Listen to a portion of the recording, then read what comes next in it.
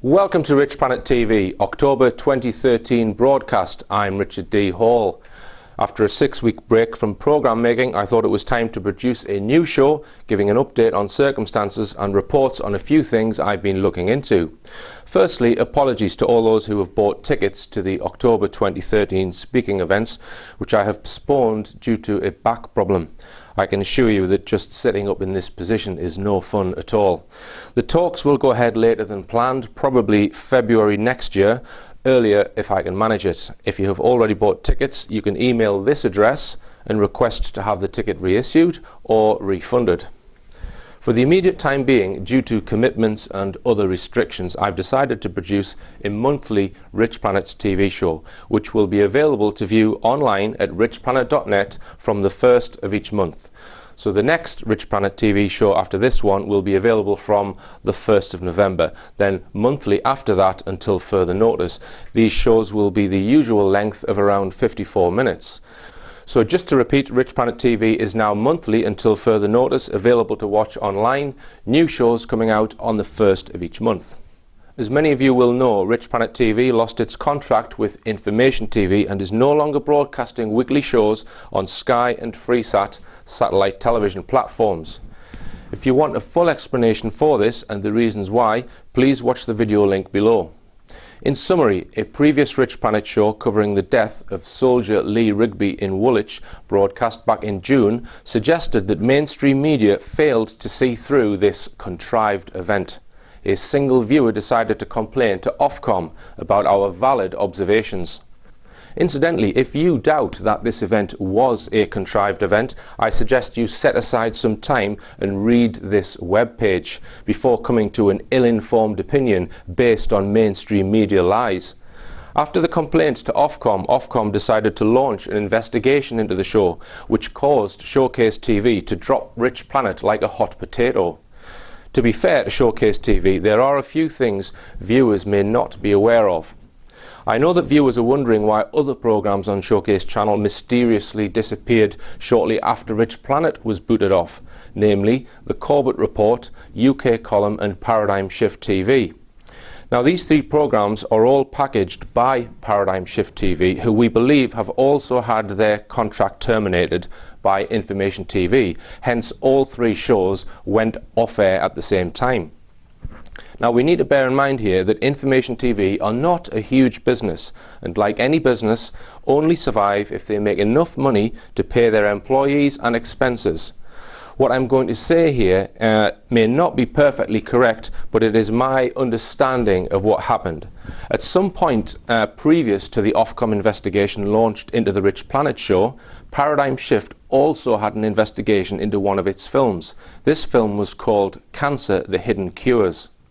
When Ofcom carried out its investigation to determine if it broke any of its guidelines, Information TV were keen to defend the programme Cancer: The Hidden Cures and took the stance that the programme did not breach any Ofcom guidelines. In other words, Information TV was sticking up for Paradigm Shift for airing the film. I believe that during the investigation, or pertaining to it in some way, Ofcom threatened Information TV with quite a large fine. I won't quote the sum, but it was a large sum of money. Now I'm not sure what the outcome of the investigation was, but in the end I believe Ofcom did not impose any fine. It's my further understanding that since that threat of a fairly large fine by Ofcom, Information TV have perhaps understandably acted in a way to protect their financial interests when faced with another Ofcom investigation, hence the dropping of controversial shows.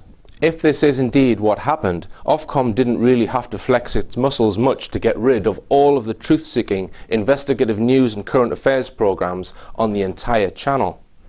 At the time of recording this show, Ofcom still have not made any decision on the Richplanet Lee Rigby coverage. If you want to keep an eye on Ofcom's investigation reports for future rulings, please make a note of this link. Now this brings me on to the question people keep asking, which is Richplanet TV coming back to television? Before I answer that question, I just want to point out a few things about broadcast TV.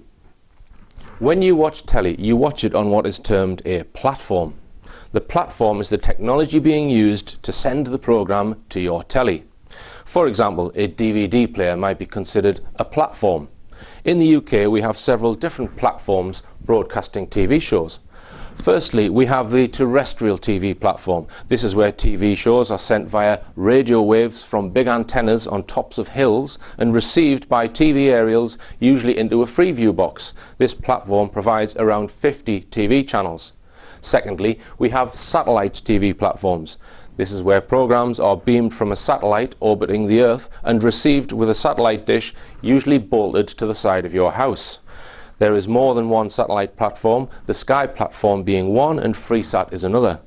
The platforms use different types of set-top boxes but can utilize the same type of dish. The Sky platform provides several hundred TV channels and the FreeSat platform 150 channels. Richplanet TV was broadcast on the Sky platform and on the FreeSat platform. It was not broadcast on terrestrial TV. Thirdly, we have cable platforms in the UK. This is where programs are sent along fibre optic cables buried in the ground and into your house via a physical cable. Cable platforms include Virgin Media with 165 channels and also BT Vision with 50 channels. Obviously, these different platforms carry a lot of the same TV channels and programs. For example, they all carry BBC One and BBC Two, unfortunately. And none of them now carry Richplanet TV. Now these platforms are what I would call non-internet platforms. That is, the TV shows are not being sent via the internet. They are being sent over platforms which, unlike the internet, have a limited number of channels. So let's now consider the internet, which is itself a platform. The internet has hundreds of millions of websites, which one could consider as channels, one of which is richplanet.net. What I'm trying to do here is illustrate the importance of the non-internet based platforms. If you want to get your TV show watched by lots of people, it's important to get onto one or preferably all of the non-internet platforms. This is because the viewers to channel ratio is very high.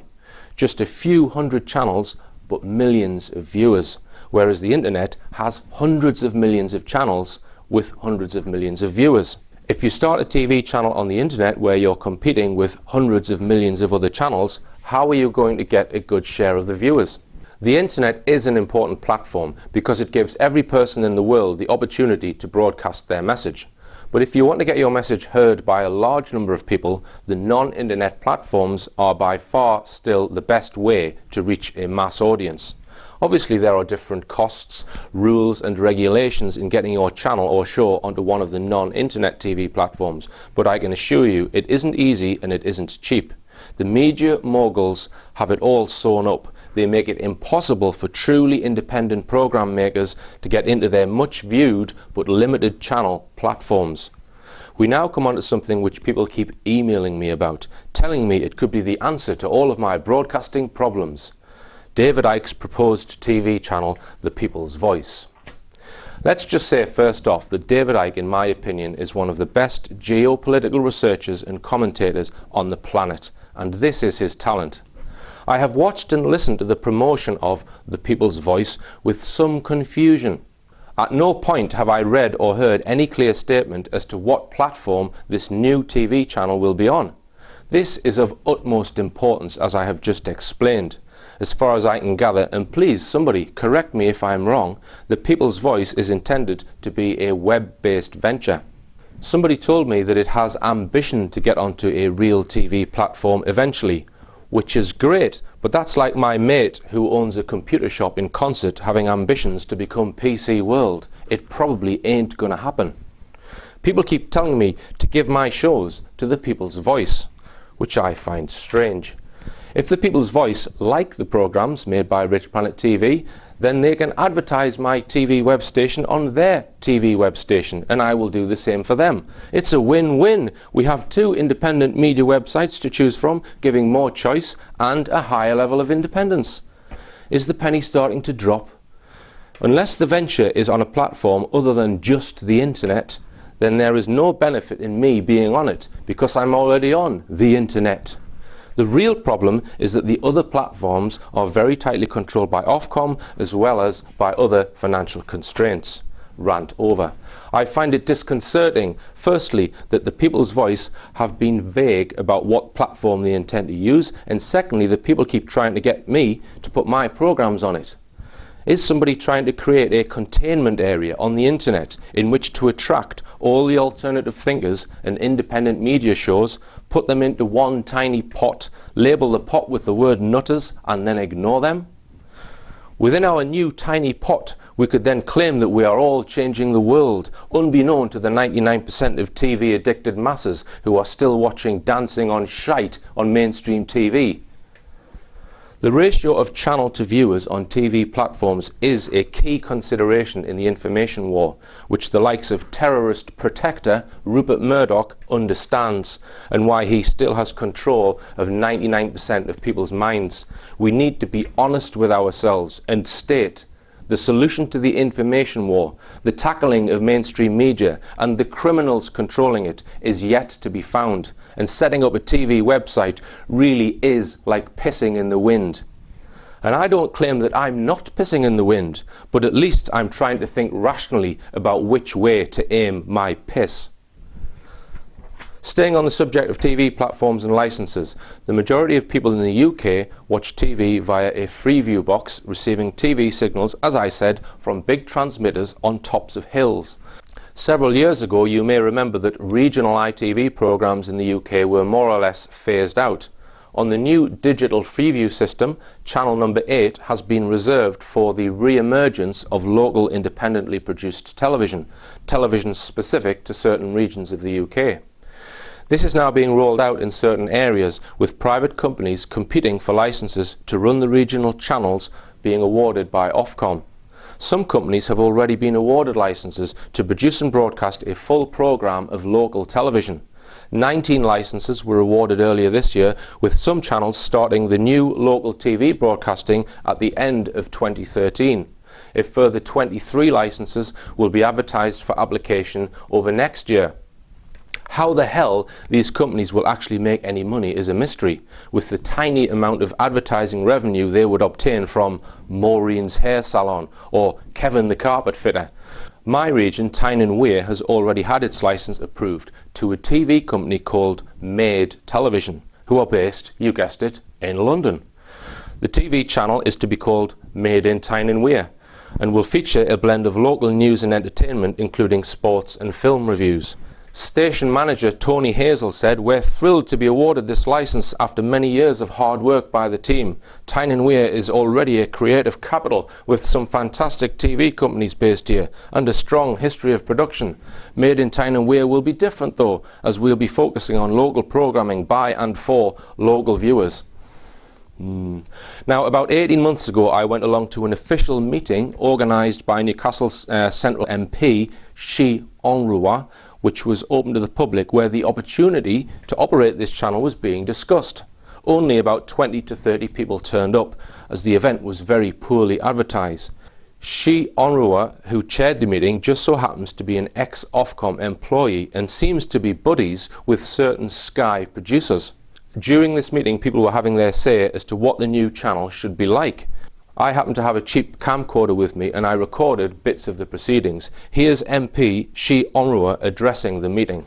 What we have today is a proposal from Ofcom for 20 licenses in different cities across the country. And one of those cities is Newcastle. Though to be more accurate, it's actually more central Tyneside, which is where the coverage of the spectrum that they're offering for these TV channels will cover. So it will be local to central Tyneside, which is Newcastle, Gateshead, and a little bit of the area around there. And it's quite, in some ways we're lucky to be one of these 20. For example, Durham is not going to get a local but Newcastle Gate said will. So then the question arises, what do we in Newcastle want from that television station? At that particular point, we produced over 10 hours a week of local programming and 50 hours a year of network programs for the ITV network. The programme budget then was about £13 million. Now, towards the beginning of the meeting, a young cameraman walked into the room and set up a TV camera to film the discussion. I didn't record the part where Onrua actually introduces the young journalist to the meeting, where she said, "He is working for Sky TV, does anyone mind if he films the meeting?" But his piece was not being recorded for Sky TV on the telly.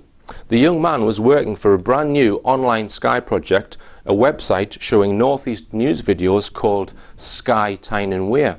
Interestingly, James said it's from Sky Tyne and Wear, a web-based local TV station which is already online. It just made me think in terms of what Anthony said, in terms of depressing content. That's a big thing for us to try and avoid where possible, because obviously online, you go online, if you were to look at videos or articles online, your attention span is shortened for a start because you'll happily click away onto something else. So the stories that we try to do tend to be quirky, funny if possible, but also when we have to do depressing stories, we try and just do them straight and just tell you the need to know facts rather than go over the top. So the PC rap band thing was a major deal for people all over the country, which obviously we did cover, but we tried to do it in a way that wasn't too depressing and in a way that you could just see it for what it is and then maybe go on to something else. So is your remit to keep the region happy? That's the plan. Sorry, how do you get your funding? How do you make your money? I mean, who pays your wage? They don't. We don't. There's no advertising on the site. It's funded by Sky, because it's a Sky project, but it's not coming from a news budget as such, it's coming from the corporate budget. So at the moment, obviously, and what Sky is primarily concerned about is the brand and getting themselves recognised on a local level with Tyne and Wear. So the more we can do that. You don't sound like you're from up here. You said the channel's only been going a few weeks. Yeah. Where are you from? I'm originally from Lancaster in the northwest. Right, so did you come up here specifically to work on this channel? I was actually in the region anyway in my former job. Okay. So what about the other 10 journalists? They were still from the region. Right. Okay. Anyway, previous organisations such as the BBC, Newcastle, and Tyne Tees. So it's route is funded by Rupert Murdoch then. Why is Sky interested in... Actually, can people say who they are before they... Sorry, my name's Tony Hazel. To try this local service, I think a variety of reasons. I don't think there's one answer. From what I've been told, since working for the organisation, Tyne and Wear has a fantastic passion for local events. Football, Newcastle, Sunderland is obviously a very big talking point up here, and there's often quite interesting, informative news stories, and they picked this region for that reason, I guess. I worked for Murdoch for several years, and I just think whatever alternative motive, that's all. Well, we're not here to discuss why. No, it's interesting to see where funding's coming from. I think it's very interesting that Sky chose Tyne and Wear for their first. Sorry, can I just ask one more question to the young man? Is it just Tyne and Wear, or are they in other regions as well? No, it's just Tyne and Wear. So they chose Tyne and Wear for their first and only so far pilot. And when I spoke to the news director, she said one of as James said, the reason was the local support for local things, whether that be football or sport or local people, or and if they couldn't make it work here, where could they make it? And the long term, obviously, it needs to make money. But just to say, we're not here to talk about Sky. We're here to talk about what we want from local television. Sky might provide an interesting example in that it's, as said, interactive. But let's talk about what we want from local television. Does anybody have a point to make on that? I I found out that Rupert Murdoch had set up this internet website and was funding 11 journalists to run it with no real visible return on the investment. There is no charge for viewers to watch this website. I also remember huge advertising campaigns on billboards in and around Newcastle for this new Sky Tyne and Wear website. So what is the motive for Rupert Murdoch to start Sky Tyne and Wear, and how come he started the website at the same time Tyne and Wear local TV licence was being bidded for? The people who spoke at this meeting seemed so out of touch with the modern day media world. My cynical mind at the time thought that possibly the channel was being set up deliberately to fail, and that Sky Tyne and Wear had been set up in parallel so that it could take over the local terrestrial channel when it went bust. Rupert Murdoch wouldn't do anything like that, would he? As I said, the website employs 11 journalists full-time who, let's assume, earn £30,000 a year. That's a cool £250,000 a year to run. So it may have cost Rupert Murdoch perhaps £1 million so far with no visible return on his investment. Isn't that strange? And this website is nowhere near the complexity of the 24-hour news and current affairs TV website The People's Voice is trying to create. Sky Tyne and Wear is merely a collection of short video pieces which play on demand. People like Rupert Murdoch can and do throw millions of pounds into ventures for strategic purposes, not necessarily in all cases to make instant money, but spent strategically for some hidden reason that becomes evident in the future, thus keeping more control of the media within his news organisations. £300,000 allegedly raised by David Icke wouldn't buy the biscuits at Sky TV, never mind set up a 24-hour news channel. Another TV platform which interests me is the Roku system. It is technically internet-based because it streams programs via your internet connection, but uses an additional set-top box which connects between your internet router and your television. It provides 450 TV channels for the one-off cost of the box and is up and running worldwide with over 5 million viewers and growing. Richplanet TV have been approached by a private Roku channel called the Anomalies channel, and I will most likely be broadcasting Richplanet TV shows on the Anomalies channel. This makes sense because Roku channels cannot be used on the internet alone. It requires a Roku box. Therefore, this expands the presence of Richplanet TV to another platform. Now, I still am looking for a channel on a non-internet based platform that's prepared to broadcast this show so we can get back on proper television. And of course, I would warmly welcome the opportunity to get back on Showcase TV should they consider re-awarding my contract. Any future developments will be posted on the website. Join us after the break.